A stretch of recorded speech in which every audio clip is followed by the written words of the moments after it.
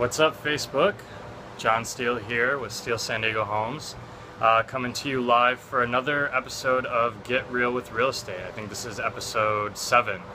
And first of all, I just want to say I apologize. I've been a little bit behind on these videos. I think it's been 3 or 4 weeks now since I've done one.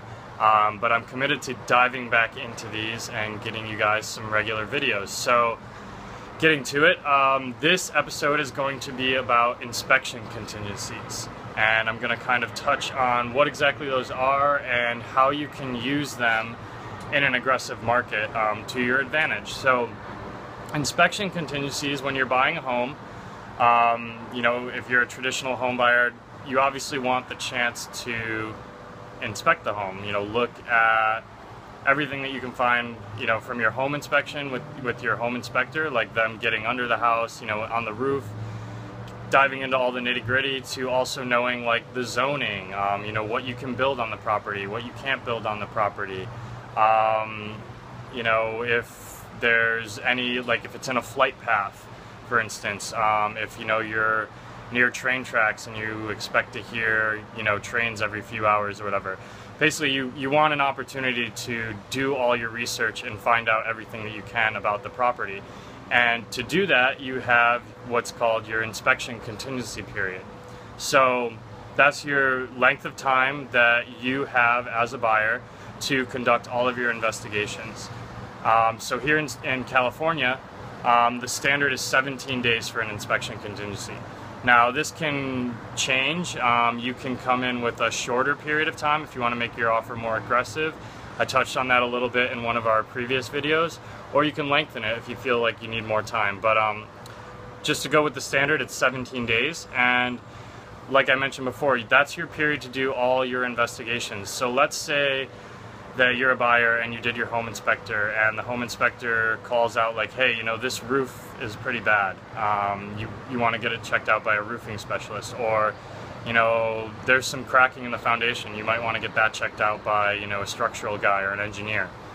Let's say you look into it and huge expense, like the foundation's shot. Like anything that you find during your inspection contingency, you have the opportunity to back out of that transaction and get your deposit back.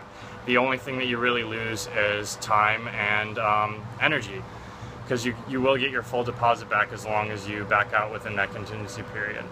So how you can use this inspection contingency period to your advantage in a market that's aggressive, and maybe there's a lot of homes and they're getting snatched up really fast, only a few days on market and there's already multiple offers. If this sounds like what you're experiencing in your market, there is a few things that you can do that can help you using that inspection contingency period. So in a more, I would say, not like in a regular market and something that's not super crazy, you'll have, as a buyer, kind of more opportunity to do research beforehand. So, you might see a home that you like and you can maybe spend a few days looking into things like the zoning, or looking into, what you can and can't build, looking around the neighborhood, all that stuff.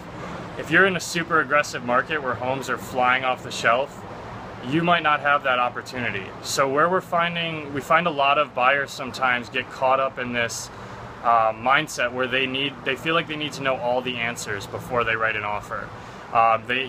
Whatever questions they have in their head, they feel like they have to basically figure out the answers to those questions before they can proceed. And the downside to this is that sometimes when you're in a market like San Diego, you could spend, the few days, or honestly even the few hours sometimes, looking into some of these things that you have questions on, only to find that in that time that you were doing your research, another buyer snatched up the property and they got their offer accepted.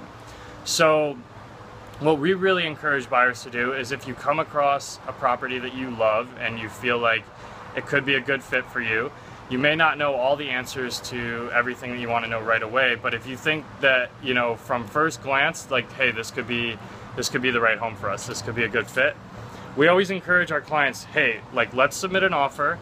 And then if it gets accepted, then we can kind of spend our time diving deep and seeing like, okay, you know, does it have everything you need? Is the zoning right? Is, you know, anything that you're concerned about, electrical, sewer, you know, foundation, roof, are all those things good to go? That's all stuff that we can find out during our inspection contingency. So then again, as I mentioned earlier, like if representing the buyer, if we were to find anything that the buyer didn't like, or that Melissa and I, you know, after reviewing the numbers and said like, hey, you know, I don't think this would be a good purchase for you at this point. You know, there's too many question marks, or there's too much, you need to put too much money into this for it that it's not worth it at that point. Then, like we said, you can back out and get your deposit back, and the only thing you've really lost is a few days' time. But what you didn't have happen is, as I mentioned before, you didn't basically wait to submit an offer trying to find out the answers to your questions and then have another buyer snatch it up. Because really, until you have an accepted offer and you have that property locked up under contract to the point where other buyers can't get it, there's really, you're kind of just spinning your wheels at that point doing any research. Because, I mean, let's say even if you do spend all the time doing the research and maybe another buyer doesn't snatch that property up, let's say you put an offer in and the seller doesn't accept it, like still you've kind of wasted a lot of your time at that point doing unnecessary research, because like I said, if you don't have an accepted contract, then it's kind of a moot point to do all that research. So I know it can be a little bit daunting as a buyer sometimes to move forward without feeling like you know all the answers, but that's specifically what that contingency period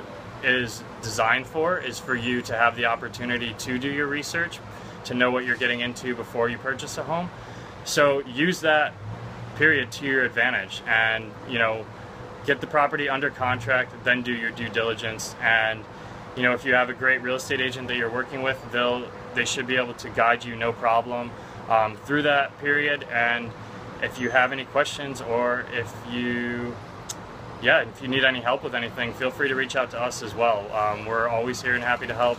We love talking about real estate, and love just being a resource for people when it comes to real estate. So if you have any questions, feel free to leave them in the comment below. Reach out to us.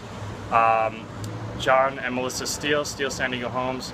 Hope you enjoyed this episode of Get Real with Real Estate, and I'll talk to you guys soon. Bye.